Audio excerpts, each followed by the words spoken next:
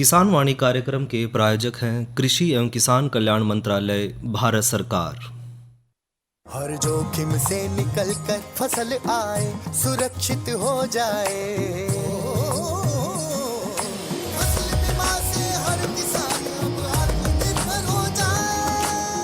संकट के समय प्रधानमंत्री फसल बीमा योजना किसानों के लिए वरदान है। अब सूखा पड़े या बाढ़ आ जाए कोई डर नहीं। अब ओले पड़े या कीट पतंगे फसल खा जाए कोई फिक्र नहीं, क्योंकि हमने लिया है प्रधानमंत्री फसल बीमा।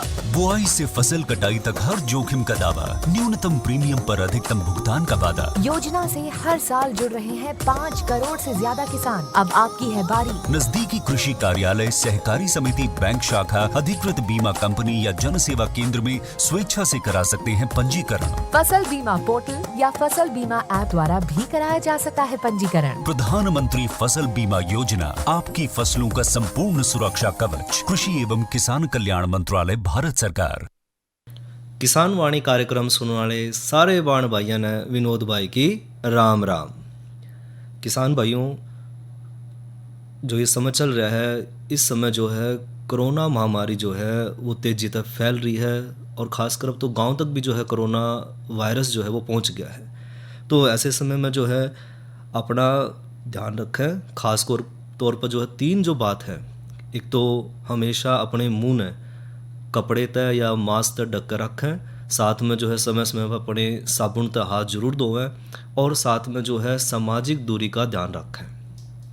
और जो कोरोना वायरस है उससे बचाव खातर और जिन भाइयों का अगर ये इस वायरस की चपेट में आ गई है तो उस खातर जो डॉक्टर ज़्यादातर सुझाव दे हैं कि विटामिन सी जो है वो इस रोग या इस महामारी के तब जो बचाव में या रोग प्रतिरोधक क्षमता जो है उसमें बढ़ाने में जो है मदद कर रहे हैं। और जो विटामिन सी जो है ज़्यादातर सभी जो खट्टे फल हैं उनमें मौजूद है।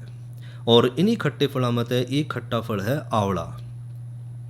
आंवला जो है विटामिन सी का जो है एक बहुत बड़ा स्रोत है। तो आज क्यों ना चर्चा इसी विषय पर करें कि जो किसान भाई आंवले के जो बाग लगाना चाह रहे हैं या जो उन्होंने बाग लगा रखे हैं वो अपने आंवले के बागों की देखभाल किस तरह करें। किसान भाइयों, आंवला जो है एक उपयोगी और गुणकारी फल तो है, क्योंकि इसमें जो है एक प्रकृति की वो ऐसी देन है जिसमें शरीर के अनेक रोग जो हैं उन्हें दूर भी कर है। साथ में जो है लंबी उम्र का भी जो है वरदान देवा है। साथ में जो आँखों के रोग हैं या जो पेट के रोग हैं उनमें भी जो है आंवला हमारी मदद कर है। और जितनी भी आयुर्वेद है, यूनानी दवाई हैं, उनमें भी आंवले का प्रयोग बहुत ज़्यादा कराया जाता है। तो आंवले के जो औषधीय गुण हैं उनमें देखें तो आंवला जो है एक बहुत बढ़िया जो फल है। और जो किसान भाई इसकी बागवानी करना चाह रहे हैं वो जो चुनने वाली मिट्टी है, जो क्षारीय मिट्टी है या लवणीय मिट्टी है या जो सूखाग्रस्त जो जगह है उसमें भी सफलतापूर्वक जो है आंवले की खेती करी जा सके है। तो ये भी एक फ़ायदा है कि आंवले की खेती हम चाहे किसी तरह की मिट्टी हो उसमें हम आंवले की फसल ले सकें। और अपना जो हरियाणा प्रदेश है इसमें तो आंवले की जो भी फसल है उसमें कोई ख़ास बीमारी और कीट भी देखे नहीं गए हैं। कुछ एक जो कीट और जो रोग हैं वो इस फसल में नुकसान पहुँचाए हैं। अगर किसान भाइयों ने इस रोग, इस कीट की सही समय पर जानकारी हो जाए और सही समय पर जो है इसका वो इलाज करें या जो बागवानी विशेषज्ञ है उससे मिलकर जो है इसका समाधान लेवें तो किसान भाई जो है समय पर इसका उपचार करवा कर आंवले की जो पौधे हैं या आंवले की जो फसल है वो भरपूर मात्रा में ले सकें हैं। साथ में जो है मुनाफा भी कमाओगे अच्छा। तो बात करें आंवले में होने वाले जो कीट हैं, रोग हैं, उनका हम नियंत्रण किस तरह करें। किसान भाइयों, आंवले में जो है एक रोग है वो है शाखा पर लगने वाले गांठ बनाने वाली सुंडी। और इस कीट की पहचान किस तरह करें। इस कीड़े के जो प्रकोप है आंवले के जो पेड़ हैं उसकी टहनिया का जो अगले वाला हिस्सा है उस हिस्से पर गांठ बननी शुरू हो जाए और इस कीट के जो काले रंग की सुंडी है वो इन गांठा में रवे है और जो ग्रसित गांठ है वो बद्दी सी दिखाई देने लग जाए और अगले साल जो है गांठ और ऊपर इनमें बढ़वार होनी शुरू हो जाए। और इस कीट की जो सुंडी है वो आंवले के पेड़ ने थोड़ा थोड़ा करके नुकसान पहुंचाना शुरू कर दिया है। तो जो शाखा पर गांठ बनाने वाली जो सुंडी है इनकी रोकथाम खातर किसान भाई जो है जो उभरी हुई गांठ है उन्हें तोड़ दें और उन्हें तोड़कर अच्छी तरह से नष्ट कर दें, ताकि जो इसमें जो सुंडी है वो ख़त्म हो जाए। और साथ में अगर रासायनिक रूप से हमने उपचार करना है तो रासायनिक नियंत्रण खातर मोनोक्रोटोफास 1.25 मिलीलीटर या फास्फेमिडान 0.6 मिलीलीटर ताकत की दवाई ने प्रति लीटर पानी में मिलाकर इसका घोल जो है जुलाई और अगस्त के महीने में अगर करें तो हम जो है ये जो गांठ वाली सुंडी है इसकी रोकथाम कर सकते हैं। इसमें जो दूसरी बीमारी लगा है वो है छाल खान वाली सुंडी। आंवले के अलावा जो है यो कीट जितने भी फलदार पौधे हैं, छायादार पौधे हैं या जो दूसरे पेड़ हैं उनने भी नुकसान पहुंचावे है और यो कीट ज़्यादातर दिखाई नहीं देता। लेकिन भाइयों जड़े टहनिया में एक टहनी तो दूसरी टहनी अलग हुआ है, वहाँ पर जो है इसका मल और जो लकड़ी का बुरादा है वो जाले के रूप में दिखाई देवा है। और दिन के समय तो इस कीट की जो सुंडी है वह तने के अंदर रह कर अंदर अंदर जो है सुरंग बनाती रहो है, अंदर अंदर उसने तने ने खांदी रहो है। और रात के समय जो है छेद तब बाहर निकल कर जाले के नीचे रहकर वो जो है उसकी जो ऊपर वाली छाल है आंवले की तने की उन्हें खावा है। और इसकी जो खुराक नली है उसने तने की जो खुराक नली है उसने खा कर नष्ट कर दिया है, जिससे पौधा के जो पोषक तत्व हैं वो सारे दूसरे हिस्से तक नहीं पहुंचते और फिर आराम आराम तक पौधा सूखना शुरू हो जाए। और जब तेज़ हवा चल है तो ये जो टहनी है, जो ग्रसित टहनी है, वह टहनी टूट कर नीचे गिर जाए। और जिन बागों की देखभाल नहीं करी जा रही है उनमें तो जो पुराने पेड़ हैं उस पर इसका आक्रमण और ज़्यादा देखा जावा है और लगभग 1 साल में जो ये कीट है अपनी एक पीढ़ी पूरी कर ले है, जो कि जून जुलाई के महीने में शुरू हुआ है और अगले साल जून जुलाई तक इसकी एक पीढ़ी पूरी हो जाए। अब बात करें जो छाल खाने वाली सुंडी है उसका हम नियंत्रण किस तरह करें, तो सितंबर अक्टूबर के महीने में के दौरान लगभग जो है 10 मिलीलीटर मोनोक्रोटोफास, जिन्हें नुआक्रान भी कहते हैं भाइयों, और या फिर जो है 36WSC या 10 मिलीलीटर मिथाइल पैराथियान मेटासिड जिसने कहा है 50 इसी ताकत की दवाई ने 10 लीटर पानी में मिलाकर जो सुराख हो रहे हैं उन सुराखों के चारों तरफ छाल पे लगा दें। या फिर जो है फरवरी मार्च के महीने के दौरान जो है रुई के फोया में दवाई के घोल में डुबो कर किसी भी धातु के तार की मदद से जो है इन कीड़ा की जो सुराख हैं उनके अंदर डाल दें और इस सुराख में जो है गिल्ली मिट्टी तक ढक दें। घोल बनाने खातर भाइयों इसमें 40 ग्राम कार्बेरिल, 50 घुलनशील पाउडर या 10 मिलीलीटर फेनिट्रोथियान 50 इसी ताकत की दवाई ने 10 लीटर पानी मिला दें और उसमें 10% मिट्टी के तेल का इमल्शन डाल दें। मिट्टी के तेल का इमल्शन का मतलब है कि उसमें 1 लीटर मिट्टी का तेल, 100 ग्राम साबुन और 9 लीटर उसमें पानी मिला दें। या फिर जो है कीड़े के जो हर एक सुराख में 2 मिलीलीटर डाइक्लोरोवास, जिसने नुआन भी कहते हैं, 76 इसी ताकत की दवाई ने, या फिर 5 मिलीलीटर मिथाइल पैराथियान मेटासिड जिसने कहा है 50 इसी ताकत की दवाई ने 10 लीटर पानी में मिला लें।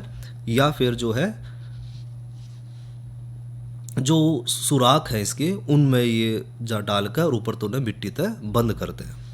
साथ में भाई जो बाग हैं उनकी साफ़ सुथरा उन्हें रखें और सही समय पर जो है जो जगह है बाग खातर उसमें उतने ही पेड़ लगावें जितने जो है बताए गए हैं। यानी कि अगर ज़रूरत ज़्यादा हम पेड़ लगाओगे तो उसमें भी जो है नुकसान हुआ है बाग ने। साथ में जो है आसपास के जितने भी पेड़ पौधे हैं उनमें जो सुराख हैं उनमें भी जो है इसका दवाई का प्रयोग करें ताकि जो है कीट पे नियंत्रण पाया जा सके। इसके अलावा दीमक भी देखी गई है भाइयों जो आंवले के फल पर नुकसान ज़्यादा पहुँचावा है। और आंवले के अलावा भाइयों यह जो कीट है वो दूसरे फलदार पौधे हैं, छायादार पौधे हैं और जो दूसरे वृक्ष हैं उनमें भी नुकसान पहुँचावा है। इसका ज़्यादा नुकसान पौधे में या तो नए लगाए पौधे हैं जो कि खासकर रेतीली ज़मीन में लगाए जाओ हैं उनमें ज़्यादा देखा जाओ है, या फिर जो शुष्क अर्ध शुष्क जलवायु वाले पौधे हैं उनमें भी इसका नुकसान ज़्यादा देखा जाओ है। दीमक वायु सूरज की रोशनी में तो आना पसंद कर दी नहीं, तो यह ज़्यादातर जो है ज़मीन के अंदर रहकर जो वृक्ष की जड़ है उसकी जो जड़ है उन्हें खाना शुरू कर दे, या फिर जो तने के अंदर रहकर तने ने अंदर खोखला करना शुरू कर दे और ऊपर की तरफ चढ़ना शुरू करे है। साथ में जो पेड़ की जो बाहरी सतह है उस पर मिट्टी की सुरंग बनाकर उसके अंदर रह के या जो है उसकी छाल ने आराम आराम तक खांदी रहो है, जिससे जो जड़ है, छाल है या जो बीज की लकड़ी है उसने नुकसान ज़्यादा पहुँचाता है और जो पेड़ है वो सूख कर मर जाए। दीमक के प्रकोप जो पौधे ग्रसित हो गए, अगर जब तेज़ आंधी चल रहा है तो ये जो तने हैं वो, या जो छाल है, जड़ है, या पूरा पौधा है वो नीचे ज़मीन पे गिर जाए है। और जो जीवित पौधे हैं उनके साथ साथ जो सूखी लकड़ी है और जो जीवित पौधे हैं उन्हें भी यह नुकसान पहुँचा हुआ है। और सारा साल इसका प्रकोप बनाए हुआ है। बस सिर्फ सर्दी के मौसम में कह लो थोड़ा सा, और बरसात के मौसम में इसका प्रकोप कम हुआ है, बाकी कम हुआ है लेकिन प्रकोप ख़त्म नहीं होता, तो सारा साल इसका प्रकोप बना हुआ है। तो दीमक का असर जो है या उसका जो नियंत्रण है हमने किस तरह करना है, तो खेत ने एक तो भाइयों साफ़ सुथरा रखा है। कोई भी चीज़ है, जिस तरह कोई ठूठ है, गली सड़ी लकड़ी है, या कोई और जो कोई भी सूखे पत्ते पड़े हैं, तो उन जो है खेत में तो निकाल दें, क्योंकि ये जो चीज़ है वो दीमक के प्रकोप ने बढ़ा हुआ है। साथ में जो वृक्षा के आसपास जो गहरी जुताई करें और साथ में पानी देवा, जिससे भाई दीमक का प्रकोप जो है वो कम रहा है। और गोबर की हरी और कच्ची खाद का किसान भाई प्रयोग ना करें, क्योंकि दीमक का ये जो प्रकोप है उसने जो कच्ची खाद है या जो हरी खाद है वो बढ़ा हुआ है, तो गली सड़ी खाद का इस्तेमाल करें। और जहाँ तक हो सके भाइयों, रानी जो दीमक है उन्हें ढूंढ के उसने नष्ट करें।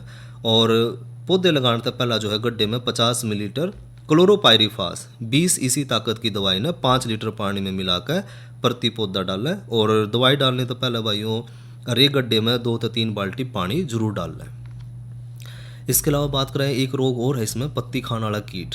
यो कीट भाइयों पत्ती पर रेंगदा रहा है और इन्हें बरसाती कीड़ा भी कहते हैं, और ये पत्ती ने खाना शुरू कर रहा है, इससे आंवले के पेड़ ने काफ़ी नुकसान भी पहुंचे हैं। इसके नियंत्रण खातर भाइयों डाइमेक्रोन 0.2% की दवा ने छिड़काव करके करें तो जो है इस कीड़े से भी जो है हम छुटकारा पा सकते हैं। इसके अलावा एक कीट और है, वो है माहू। आंवले की जो पत्ती है इस पे कीट का प्रकोप ज़्यादा देखा जावा है, और ये पत्ती के रस ने चूसना शुरू करा है और आंवले के पेड़ की जो बढ़ोतरी है और जो फल की जो उपज थी उसने यो प्रभावित करा है। इस कीट के प्रकोप का मुख्य पहचान यह है कि जो पत्ते हैं उस पर चींटियाँ लगनी शुरू हो जाए, और अगर चींटी लग रही है तो इसका मतलब जो है उस पर माऊ का आक्रमण हो गया है। और माऊ की समस्या तय बचन खातर भाइयों लगभग 1.5 मिलीलीटर मेटासिस्टाक्स 25 इसी ताकत की दवाई या फिर 100 मिलीलीटर रोगोर 30 इसी ताकत की दवाई ना प्रति लीटर पानी के हिसाब से छिड़काव करें, और जो है माऊ जो है बीमारी उस पर हम नियंत्रण पा सकते हैं। इसके अलावा भाइयों रोग की अगर बात करें तो आंवले में 2 मुख्य रोग लगा है, एक तो है रस्ट और दूसरा है उत्तक क्षय रोग। रस्ट जो है यो एक कवक जाति का रोग है, और जो ग्रसित आंवले की पत्ती है उन पर जो है गोल अंडाकार और लाल धब्बे से बनने शुरू हो जाए। और रस्ट की जो बीमारी है इस रोग से बचन खातर जो है 0.2% डाइथेन Z78 या मैनकोजैब का छिड़काव कर जो है 15 दिन के अंतराल पर करें तो हम जो है रस्ट भी बचाव कर सकते हैं। इसके अलावा जो उत्तक क्षय रोग है यो आंवले के पेड़ की एक जो उसकी ऊपर वाली जो त्वचा है उसका रोग है। जो बोरोन तत्व की अगर फसल में कमी हो जाए, फल में कमी हो जाए, तो उसकी वजह से जो है उत्तक क्षय रोग पैदा हो जाए, और इसके जो ग्रसित फल हैं वो काले धब्बे बनाने शुरू कर दें और बाद में जो फल है वो काला पड़ जाए। और उत्तक क्षय जो रोग है उसके नियंत्रण खातर किसान भाई 0.4 से 0.6% बोरेक्स का पहला छिड़काव जो है वो अप्रैल के महीने में, अप्रैल का महीना तो निकल गया है, तो दूसरा छिड़काव करना है वो है जुलाई में, और जो तीसरा छिड़काव हो सितंबर के महीने में करें। तो इस तरह जो है किसान भाई रोग की पहचान करके और जो है सही समय पर जो है उसका उस रोग पर नियंत्रण पाकर जो है बढ़िया आंवले की फसल ले सकते हैं। या तो बात करी भाइयों आंवले के बागा की देखभाल पे, और इब करवाओ भैया का मनोरंजन, सुने यो लोकगीत। और काली घटा हुई बहर सण ने हम भटका थे तेरे दहर सले ने ले कह चाले पड़ा की सले गोकुल की रहाई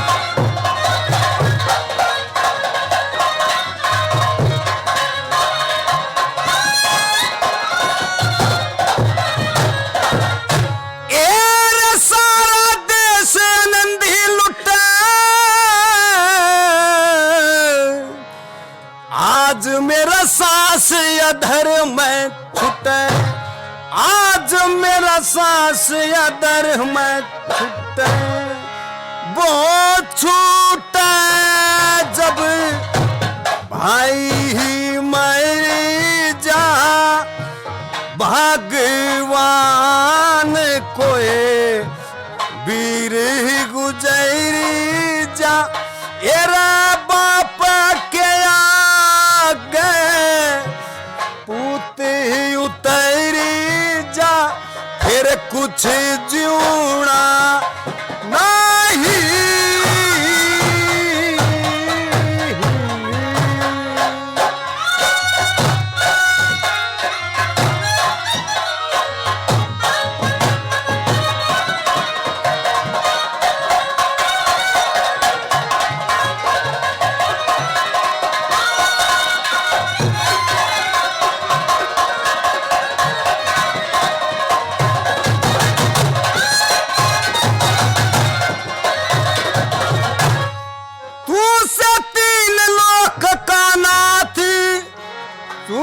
तेरे भूरे भूरे हाथ चूम लो, भूरे भूरे हाथ, आधी ही राते मामला चिड़ गया, भूल करी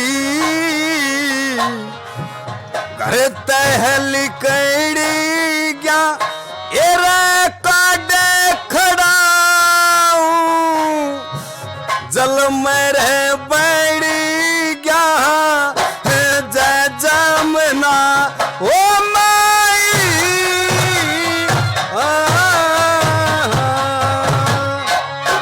ओ काली घटा।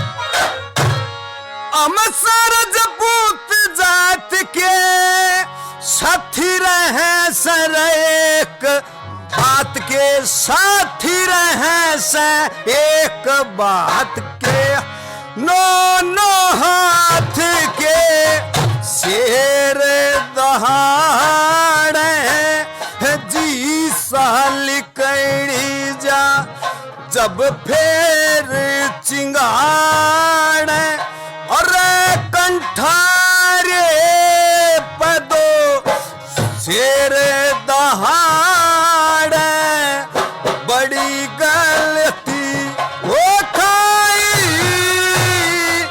ओ।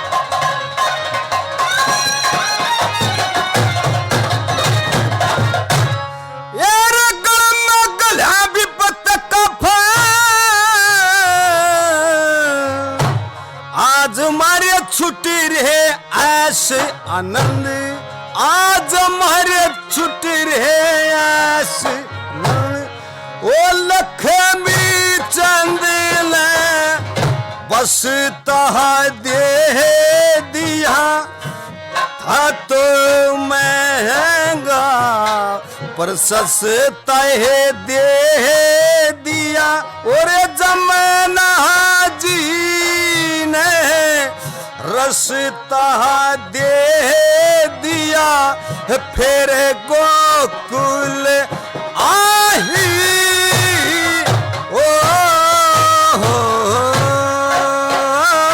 हम बचा।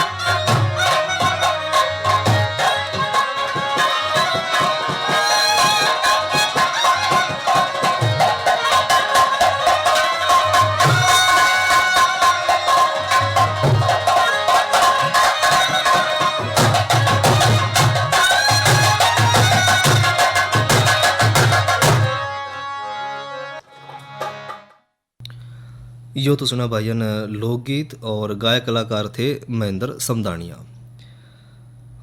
और भाइयों गीत के जो बोल थे वो थे काली घटा। और काली घटा पे फिर जिक्र कर लें मौसम का भी कि आज का जो मौसम है वो क्या रहा है और आने वाले कल का मौसम क्या होगा। तो आज जो अधिकतम तापमान रहा वो रहा 36 डिग्री सेंटीग्रेड और न्यूनतम तापमान रहा 23 डिग्री सेंटीग्रेड। और आज तो भाइयों कहीं कहीं जो है हल्की फुल्की बूंदाबांदी भी हुई है, बादल भी छाए रहे, लेकिन जो कल है वो आसमान साफ रहने की संभावना है। और कल का अधिकतम तापमान रहने की संभावना है 39 डिग्री सेंटीग्रेड और न्यूनतम तापमान रहने की संभावना है 24 डिग्री सेंटीग्रेड। और भाइयों कल के कार्यक्रम की बात करें तो कल है दिन रविवार और कल जो कार्यक्रम होगा वो है थारी चिट्ठी मारे गीत। और सोमवार ने किसान वाणी कार्यक्रम में चर्चा करेंगे गुलाब के मुख्य रोग और उसके रोकथाम के उपाय पर। और साथ में आज की नसीहत के तहत चर्चा करेंगे कोरोना पर अफवाह ना फैलावें और इन अफवाहों के चक्कर में ना आवें। और भाइयों साथ साथ आज जो चर्चा का विषय है वो है कोरोना की पहचान और उसके बचाव पे, क्योंकि इस समय जो पूरा विश्व है, देश है, प्रदेश है, वो सब कोरोना महामारी की चपेट में आ रहे हैं। और कोरोना के जो केस हैं वो लगातार बढ़न भी लग रहे हैं। तो कोरोना तक अगर हमने बचाव करना है अपना तो इसकी पहचान हमने पता होनी चाहिए कि अगर किसी भाई का अगर लक्षण दिखाई देने लग रहे तो लक्षण किस तरह के होंगे। तो इसके मुख्य रूप से जो लक्षण हैं तो वो 3 लक्षण हैं। एक तो लगातार खांसी आना, इसमें जो है खांसी वो लगातार आंदी रहा है और खांसी जब एक बार शुरू हो जाए तो 1 घंटे तक लगातार जो है जो रोगी है वो खांसदा रहा है। और इस तरह जो लगभग 24 घंटे के भीतर कम से कम 3 बार जो है इस तरह के दौरे पड़े हैं 1 घंटे के खांसी के लगातार। और साथ में अगर कई बार बलगम भी अगर आने लग रहा है तो थोड़ी सी चिंता और बढ़ जाए है, क्योंकि अगर खांसी लगातार होने लग रही है तो हमने जो है कोरोना का टेस्ट जरूर करवा लेना चाहिए। साथ में दूसरा इसका जो लक्षण है वो है बुखार, क्योंकि इस वायरस जब ये शरीर में जो वायरस है चला जावे तो उसकी वजह से जो है शरीर का तापमान बढ़ना शुरू हो जाए और शरीर जो है वो थोड़ा सा गर्म हो जाए और हल्की हल्की ठंडक से महसूस होने लग जाए। इसके अलावा जो उसका तीसरा लक्षण है वो है गंध और स्वाद का पता ना होना। जब हम कोई भी खाना खा रहे हैं या कुछ चीज़ हम सूंघ रहे हैं तो हमने किसी तरह की कोई स्मेल, कोई खुशबू या किसी तरह कोई दुर्गंध कुछ भी हमें महसूस नहीं हो रही है। साथ में जो है हम जो खाना खा रहे हैं उसका भी स्वाद हमने पता नहीं लग रहा है। तो ये भी जो लक्षण जो है वो कोरोना के उसके हैं। तो इसी कोई भी अगर अवस्था दिखाई दे हुआ है तो कोरोना का जो है टेस्ट जो है ज़रूर करवाएं। और जब तक टेस्ट का रिज़ल्ट ना आ जाए, उसकी रिपोर्ट ना आ जाए, तो रिपोर्ट आने का इंतज़ार हमने नहीं करना है। अपने आप ने जो है सेल्फ आइसोलेट कर लेना है, यानी कि अपने आप को जो है घर में सबसे अलग कर लें ताकि जो घर के जो दूसरे सदस्य हैं वो इस रोग या इस संक्रमण की चपेट में ना आए। और इसके अलावा जो कई और जो वैज्ञानिकों ने इस पर रिसर्च करी है उन्होंने इसमें देखा है कि जो ठंड लगना है, कपकपी महसूस होना है, साथ में मांसपेशियों में दर्द होना है, गले में खराश होना है, ये भी जो है कोरोना वायरस की चपेट में आने के संकेत हैं। और मानना तो ये भी जावा है कि जो कोरोना वायरस के लक्षण दिखना शुरू हो जाएं तो उसके लगभग 5 दिन के बाद तक, अगर शरीर में वायरस चला गया है तो उसके 5 दिन बाद तक जो है इसके लक्षण प्रकट हुए हैं। तो अगर जिसे लक्षण दिखने शुरू हुए, बुखार हो गया, खांसी होना है, मांसपेशियों में दर्द हो रहा है, या गंध है, या खुशबू है, स्वाद है, उसका हमने पता नहीं लग रहा है, तो अपने आप ने शरीर जो परिवार के जो दूसरे सदस्य हैं उन तक अलग कर लें और साथ साथ जितना जल्दी उसका अपना टेस्ट जरूर करवाएं। और अगर WHO यानी कि विश्व जो स्वास्थ्य संगठन है उसकी भाइयों मानना तो जो वायरस है वो शरीर में पहुंचने के बाद उसके जो लक्षण दिखने में कई बार जो है 14 दिन तक का भी जो है समय लग जाए। कोरोना वायरस अगर किसी के शरीर में प्रवेश कर गया है तो उसके कोई ज़रूरी नहीं है कि यही 2-3 जो लक्षण है वही ज़्यादातर दिखाई दे। कई बार हुआ कि बुखार नहीं हो रहा है और लेकिन जो लक्षण है वो फ्लू जैसे दिखाई दे, जिस तरह सर दर्द होना है, गंध ना आना, मांसपेशियों में दर्द हो रहा है, खांसी हो रही है, गले में खराश हो रही है, सीने में दर्द होना है लेकिन बुखार नहीं आ रहा है, तो भी जो है वो कोरोना उसका है। और कई बार जो है बुखार के साथ साथ फ्लू के लक्षण भी आए हैं तो भी इस अवस्था में वो कोरोना के लक्षण हैं। और कई बार जो है बुखार नहीं होता लेकिन पेट में दर्द होना, साथ में जो है दस्त लगना है, गले में खराश होना है, सीने में दर्द होना है, तो इस तरह की अगर समस्या आ जाए तो भी इसका मतलब कि जो है ये कोरोना के लक्षण उसके हैं, तो जो है टेस्ट जरूर करवाएं। अगर किसी भाई का अगर कोरोना हो गया है तो वो अपना बचाव या जो है वो अपने आप को किस तरह रखे। तो अगर आपका टेस्ट अगर पॉजिटिव आ गया, किसी भाई का टेस्ट जो पॉजिटिव आ जाए, तो उसके लक्षण शुरू होने के वक्त में कम से कम जो है 10 दिन तक अपने घर में अलग कर लें, और घर में बिल्कुल अलग रहना है, जिसमें हम सेल्फ आइसोलेशन भी कहते हैं। तो सेल्फ आइसोलेशन का मतलब क्या है कि जो सेल्फ आइसोलेशन कहते हैं या होम आइसोलेशन भी कहते हैं, इसका मतलब है कि जो मरीज है वो अपने घर में जो है रहेगा और अपने परिवार के जो बाकी सदस्य हैं उन तक वो घर में अलग रहेगा।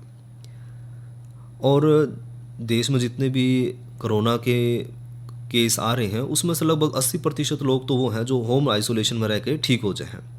लेकिन इस दौरान जो है कुछ एक नियमों का पालन करना ज़रूरी है, ताकि जो है जो परिवार के जो दूसरे सदस्य हैं वो भी बचे रहें और जो मरीज है उसकी रिकवरी भी जल्दी हो जाए।